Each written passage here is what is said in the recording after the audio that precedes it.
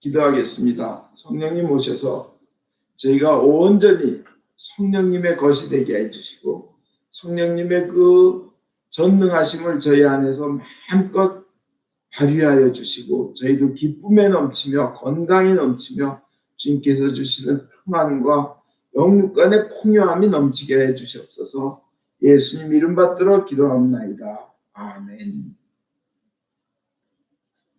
오늘은 성령 강림절입니다. 교회가 시작된 날입니다. 오늘 사도행전에서 전하는 이 엄청난 사건, 이 엄청난 신비하고 오묘한 일이 일어났는데 그것을 다시 한번 리마인드, 그 개요를 한번 생각해 보겠습니다. 이 일이 일어난 것은 오순절입니다. 오순절은 50일, 순 하나가 열흘이니까 50일, 예수님께서 부활하시고 50일이 지난 날입니다. 예수님께서 부활하시고 40일이 지났을 때 하늘로 올라가셨죠.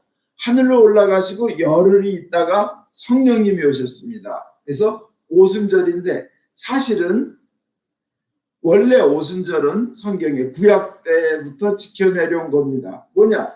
유대인의 3대 절기가 있죠. 파스카, 6월절이요. 두 번째 오순절, 그 다음에 세 번째 초막절, 장막절이라고 합니다. 그게 3대 절기예요. 주님의 성전에 꼭 나와야 되는, 남자들은 꼭 나와야 되는 그런 3대 절기 중에 두 번째는 이제 오순절인데 이 오순절은 6월절, 과월절이라고도 하죠. 파스카 축제부터 50일이 내서 오순절입니다. 근데 49일이 지났다고 해서 77절이라고 합니다. 7 곱하기 7, 77절. 77절이 오순절이고요. 그 다음에 이것도 맥추절이라고 합니다. 오순절은. 왜냐? 보리를 처음 걷어서 그 추수한 것을 하나님께 바치기 때문에 맥추감사절, 맥추절이기도 합니다. 오순절은 77절, 맥추절입니다. 그리고 이제 구약에 있었던 것이고요. 오늘 이제 사도행전에서는 바로 그날 저 유대인들이 많이 모여 있었어요. 예수님이 승천하신 후 열흘이 지난 날이라.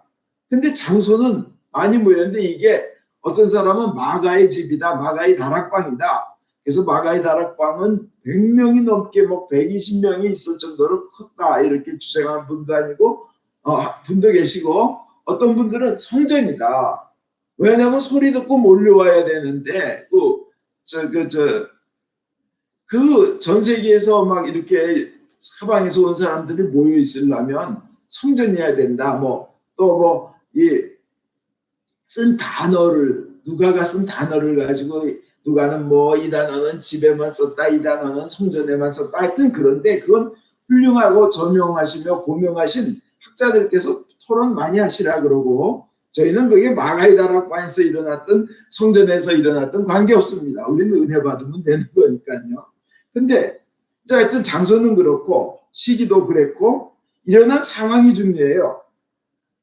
그 장소에서 어떤 현상이 일어나냐면 하늘에서 크고 세찬 바람 소리가 나. 크고 세찬 바람, 쉬한 소리가 온 거예요. 쌍 하는 소리가 나는 거예요. 쌍 하더니 온 집안을 그냥 그 건물의 안을 꽉 채우는 거예요. 그 소리가 샹 하고 큰 소리가 나오고 두 번째 뭐가 오냐면 각자의 불길이 각 사람 위에 불길이 그러니까 불길이 크게 왔다가 각 사람 위에 하나씩 이렇게 불이 한 사람 위마다 오는 겁니다. 그 딱 한 사람 한 명 한 명 위에 그 불길이 머무르는 거예요. 그러니까 큰 소리 쌩하는 소리야 각자 위에 불길이 이제 임하는 겁니다. 한 사람 한 사람. 그리고 그게 이제 그 장소에서 일어난 일이고 그럼 사람들에게는 어떤 일이 일어났느냐? 전부 외국어로 얘기를 하는 거예요. 로마에서 온 사람, 메소포타미아에서 온 사람, 저 아시아에서 온 사람, 이집트에서 온 사람, 다 그 예루살렘 성전 그 근처에 다 왔는데 다 외국어로 말하는 거였어요. 여기서 말하는 방언은 고린도전서 12장에서 나오는 방언하고 다른 방언이에요. 왜냐? 고린도전서 12장이나 뭐 13장, 14장 거기서 나오는 방언은 남이 알아듣지 못하고 해석의 은사가 있어야 돼요. 왈라샬라 하면서. 근데 여기서 말하는 이 외국어 방언은 다 알아듣는 거예요. 전혀 다른 성격이에요. 아니 오늘 나왔잖아요. 아니 다 쓰는 나라가 외국어로 다 틀린데 어떻게 우리가 다 알아듣지 않은 그런 신비한 현상이 일어나는 거예요. 그 외국어로 말하고 다 알아듣는 거예요. 이게 참 특이한 게 뭐냐면 창세기 11장에 바벨탑을 지으면서 사람들이 오만하게 높이 하나님까지 올라가 보자 그래서 올라가다가 그 교만으로 하나님이 인간들의 언어를 다 그냥 흐트러고 다 다르게 만드셔가지고 언어가 달라서 서로 이해하기가 힘들고 서로 내 말을 전하기가 힘들게 세상을 만들어 버리셨어요. 인간의 오만 때문에. 근데 성령님이 오심으로 인해서 그것을 다 서로 이해하게끔 하나로 만드신 거예요. 이게 참 귀한 의미가 있습니다. 그렇잖아요. 언어가 서로 이해하게 하였다. 인간의 교만으로 흩어졌던 갈라졌던 많은 언어가 성령이 오심으로 성령의 말로 사람이 이렇게 은혜를 입으면 하나가 된다는 거예요. 그죠? 이해하고. 그 다음에 또 하나 특이한 점이 있냐면 그때나 지금이나 그런 사람은 있더라 하는 거예요. 그때나 어떤 사람인지 아세요? 어떤 사람? 빈정거리는 사람. 뒤에서 꼬여가지고 이렇게 이상하게 말하는 사람들이 꼭 있다는 거예요. 분명히 자기네들이 소리로 듣고 눈으로 보고 막 쉥하는 거, 불길이 오는 거, 그 다음에 불길이 임하는 거, 그리고 외국어로 말하는데 서로가 이해하는 이 신묘하고 오묘한 기적의 현상을 보고도 설치했군 이러는 사람들이 그때도 있었고 지금도 있다는 얘기입니다. 교회에 보면 아무리 신묘한 일을 보여줘도 아무리 그 성령 충만한 사람들이 그냥 성령 충만한 기적을 행해도 조롱하는 자들이 있고 그것을 믿지 않고 꼬으려고 하는 사람은 항상 있다는 거예요. 이제 그거 우리 그냥 염두에 두고 우리가 그럼 할 일은 뭐냐? 그분들을 위해서 기도하는 겁니다. 아 그런 사람은 항상 있으니까 각오는 하고 항상 있게 돼 있어요. 예수님이 12명 가르쳐서도 그 중에 한 명은 배반하고 팔아먹잖아요. 그죠? 항상 그런 조롱하고 믿지 않는 사람이 있다는 사실을 알아야 돼요. 더 중요한 거는 성령의 인도하심을 받으면 어떤 은혜가 있나 하는 게 그걸 아는 게 중요해요. 성령이 임하시면 첫째는 성령 예수님이 말씀하시길 첫째는 하나님의 뜻을 알게 돼요. 성령이 임하시면 예수님이 하신 말씀 한래도 인간의 머리로는 이해가 안 갔어요. 어떻게 죽었다 사나 어떻게 영생을 얻나 어떻게 부활하나 이런 거는 아무리 얘기를 해도 이해를 못하지만 성령이 오시면 아 예수님이 그때 그 말씀하셨지 3일 동안 3일 만에 성전을 헐어라 내가 다시 세우겠다 짓겠다는데 그게 바로 부활하신다는 뜻이었구나 이러고 성령이 오시면 다 깨달아지는 거예요. 그리고 예수님이 부활하신 것처럼 나도 부활하겠구나 영원히 살겠구나 그 영원히 산다면 아 성령이 오시니까 예수님이 여기 번쩍 저기 번쩍 동시에 나타나셨지 어떤 거리에 관계없이 이런 벽이나 담이나 이런 거에 관계없이 나타나셨지 나도 그렇게 되겠구나 이 모든 것이 깨달아지는 거예요. 하나님의 뜻을 알게 되는 거예요. 하나님의 전능하심을 알게 되는 거예요. 아 성령님이 오시면 그렇게 되는 그러니까 그렇게 못 믿고 도망가고 뭐 알몸으로 도망가고 이러던 제자들도 순교까지 가는 거예요. 남이 시켜서도 아니에요. 얼마나 많은 회유가 있었고 협박이 있었고 돈 너무 많이 줄게 좋은 자리 줄게 너 예수 믿는다고 하지 마라 이런 얼마나 회유가 많이 들어왔겠죠. 그러나 너 하고 순교까지 간 거죠. 성령이 오시면 하나님의 뜻과 영원한 생명 뭐 이런 걸 다 알게 됩니다. 두 번째 성령이 오시면 예수님을 주님이라 고백하게 됩니다. 고린도전서 12장 3절에 성령의 인도를 받지 않고서는 아무도 예수는 주님이시다 하고 고백할 수 없습니다. 여러분이 예수님은 나의 주님이십니다. 나의 오너이십니다. 마이 로드이십니다. 나의 유일한 구세자이십니다 하고 여러분이 고백한다면 여러분은 성령의 인도를 받는 사람이에요. 세 번째로 하나님이 나를 얼마나 귀한 자로 여기시는지 알게 된다는 겁니다. 이거 아주 중요합니다. 세상에 살다 보면 누구나 어려움이 와요. 그러고는 100% 성공만 하는 게 아니라 좌절도 오고 쓰러지기도 합니다. 실패도 많이 합니다. 뭐 아시잖아요. 뭐 퀴리 부인이 뭐를 발견해내는 데는 뭐 그 이전에 뭐 800번의 실패가 있었고 뭐 800번 만에 성공했든지, 에디슨이 뭐 3만 번인가 4만 번의 그 시도를 해가지고 전기를 발명했다든가. 그렇다면 그 이전에 3만 번만큼 실패를 했다는 얘기 아니에요. 그죠? 전 세계적인 홈런왕들도 그래요. 홈런왕들도 보면 얼마나 삼진을 많이 당하는데요. 그런데 그렇게 좌절에 빠질 때가 있습니다. 근데 좌절에 빠지는 사람들이 이런 단계를 걷는다고 합니다. 1단계는 자기 보호 단계.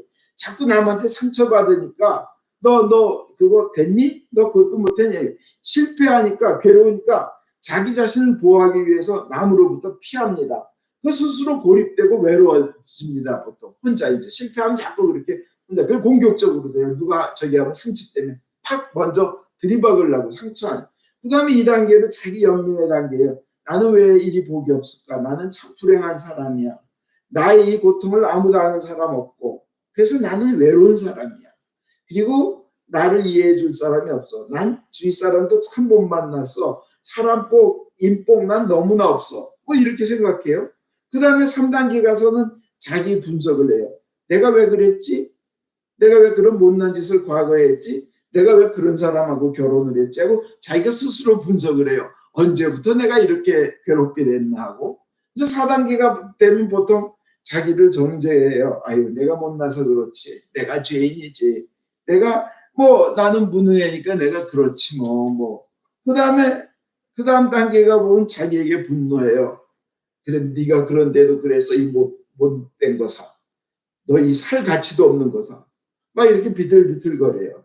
그럼 이제 그때 이제 그 블랙 맘바 같은 사탄이 쓱 너한테 그래 너 죽어야 돼. 아무도 너 필요로 하지 않아. 뭐 이따위 소리를 딱 해대요. 그 다음 6단계에서 자기에게 형벌을 줘요. 나는 고통받아 마땅해. 나는 벌받아야 해.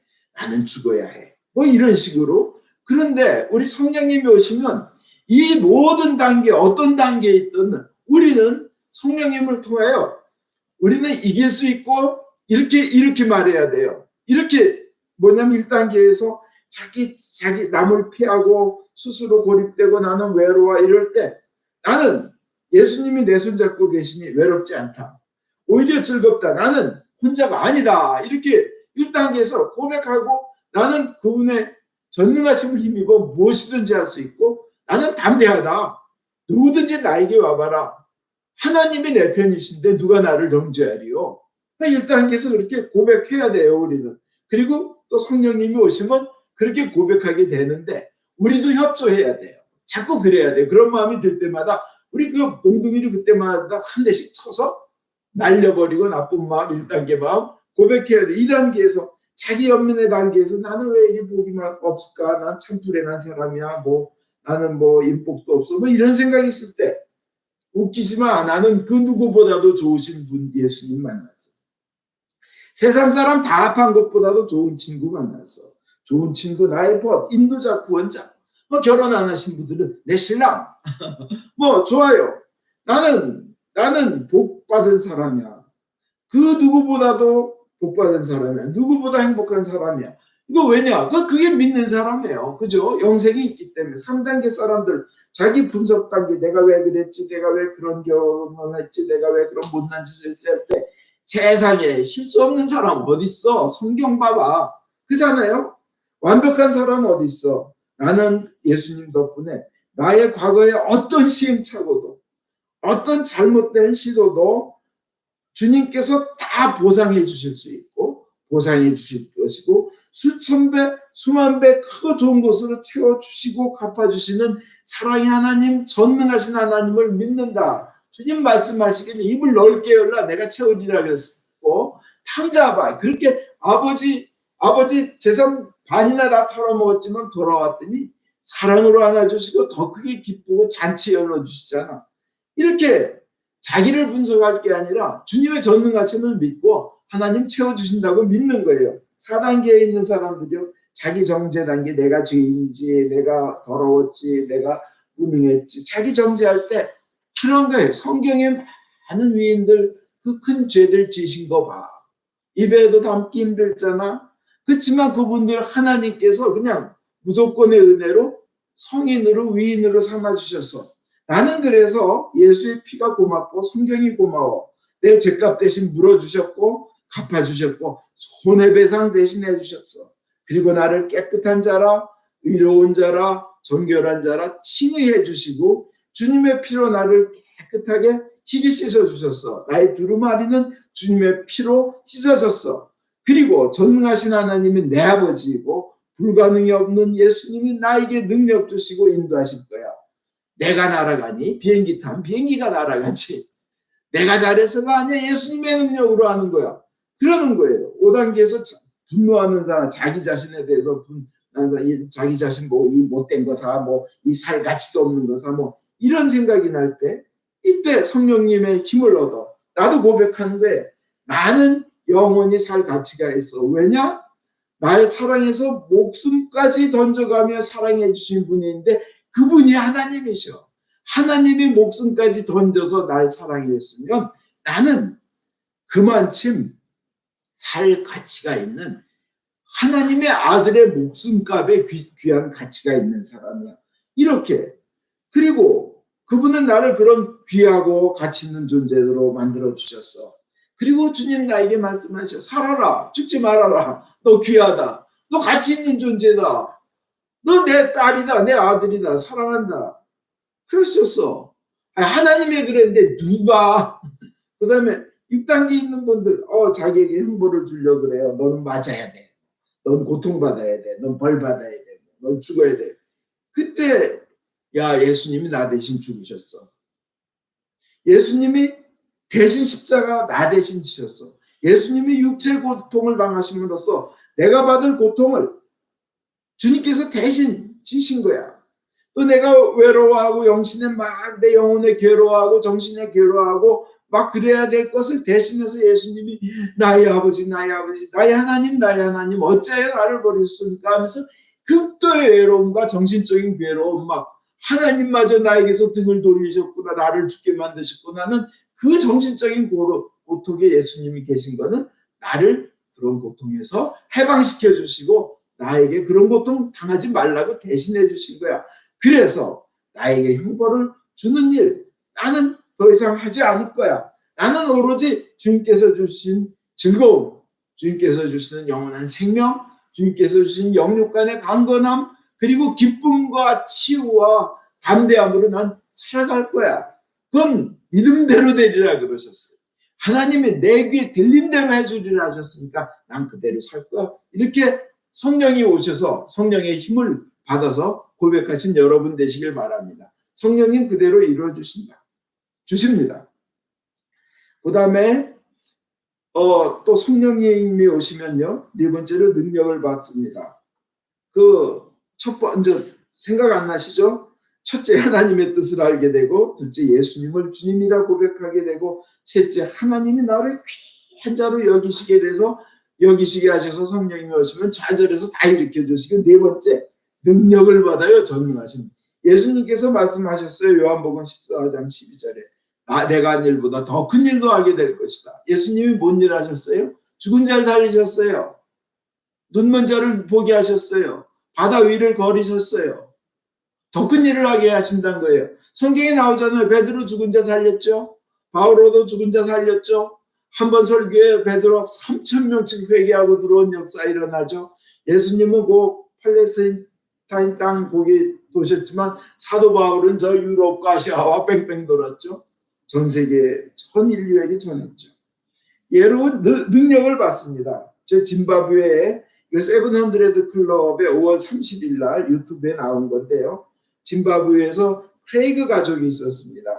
이 사람들은 1948년부터 55년째 거기서 지금 이렇게 농장을 운영하고 있었어요. 거기서 자라고 건져 그 앞분들 그다음에 크레이그 가족 그리고 자기 자식들도 거기서 낳고 키우고 자기네들도 거기서 자랐고 그런데 2003년에 벌써 55년이나 있었는데 짐바브웨 정부가 너네 농장 떠나라. 생각할 수도 없는 일을 딱 명령을 한 거예요. 그게 너무나 황당하죠.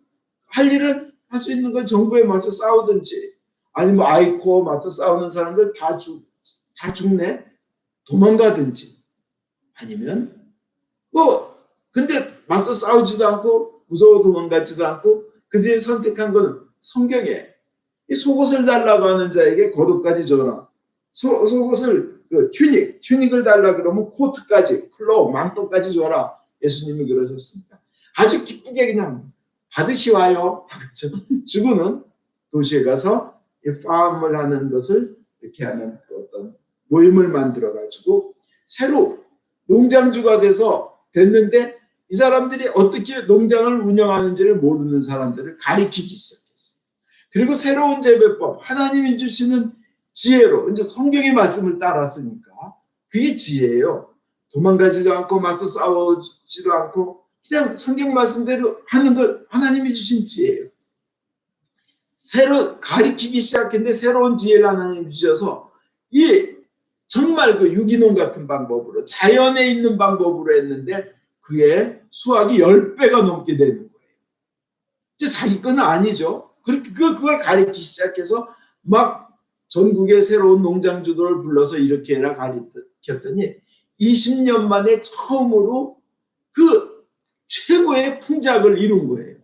나라 전체로 한 3배 정도의 풍성한 추수를 하게 된 겁니다. 그래서 굶고 기아에 시달리고 그런 사람들에게 큰 좋은 도움이 된 거예요. 비록 정부로부터는 한 푼도 보상받지 않았지만 하나님은 그의 방식으로, 그의 주시는 지혜로 새롭게, 근데 그들이 나눠서 그렇게 한 이유는 뭐였느냐면 주님의 복음을 전하기 위해서 세례를 주고 가르치고 성경을 가르치고 구원시키기 위해서 끝까지 나온 거예요. 성령이 오시면 이런 지혜와 능력을 주신 줄 믿습니다. 기도하겠습니다. 성령님, 저에게 임하여 주시옵소서.